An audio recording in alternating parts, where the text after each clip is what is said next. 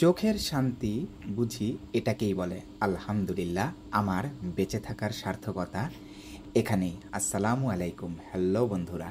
বর্ষার শেষে অক্টোবর মাসের শুরুতেই গিয়েছিলাম বান্দরবনের থানচিতে। আরেকটু আগে দুপুরবেলা সাং ও ডং পাড়া থেকে রওনা দিয়েছি সৈংগং ঝর্ণা দেখার জন্য। ঝর্ণায় যেতে কিন্তু বেশিক্ষণ লাগার কথা না, আগামাথা মিলিয়ে 1 ঘন্টা বা সোয়া 1 ঘন্টা লাগে, কিন্তু আমার যেতে 2 ঘন্টার উপরে লেগে যায়।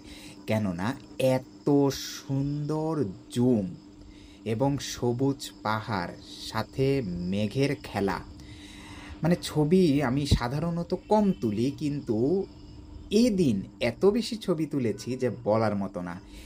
আবার আমার প্ল্যান আছে, যদি বেঁচে থাকি, আল্লাহ যদি সহায় হন, আগামী বছর বর্ষায় জুম কাটার আগে এই পাড়াটা আরেকবার ঘুরে দেখব। সবাই ভালো থাকবেন।